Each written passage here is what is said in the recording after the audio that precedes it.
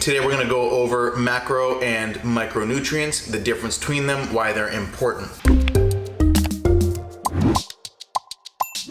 Hey guys, Jared here with Vibe Infusion. Today we're going to go over macro and micronutrients, the difference between them, why they're important. So macronutrients are going to be your three main sources of energy, of your protein, your carbs, and your fats. And I'll go into each of those in a much bigger, longer episode down the line. Today we're just going to focus on the more overview of these. Those are your macronutrients. Also water, a macronutrient, even though it does not provide any energy, it is still a required source of life. Your micronutrients are gonna be your nutrients that are required in smaller dosages. They're gonna be your vitamins and your minerals. For both your macros and your micros, there's gonna be a lot of factors that determine how much of each you need. Your age, your height, your weight, your physical activity, your medical condition, if you have any diseases. So there's a lot that goes into it, so make sure you're consulting with someone who's knowledgeable in this when you're addressing these certain macro and micronutrients. Also, we'll go into real quick a whole food. A whole food is something that is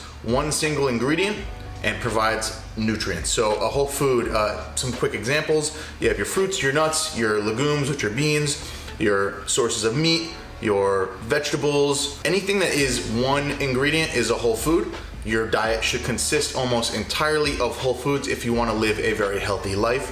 For reasons why, again, there'll be another video getting into all of that. So nutrient dense foods are also very important. They're going to be foods that have a very high ratio of nutrients to the caloric intake. So a nutrient dense food is going to be high in nutrients based on the amount of food. So you want to focus on these nutrient dense foods. Some examples, almonds are very nutrient dense. Your vegetables are going to be very nutrient dense. Fruits are also very nutrient dense. So make sure you're focusing on nutrient dense foods. You know, your beans are nutrient dense. So you want to have a lot of nutrient dense and whole foods in your diet. So if you found this knowledgeable, please subscribe below, leave any comments. If you have any questions, don't hesitate, I will gladly answer them. And stay tuned for more information. I hope you found this helpful.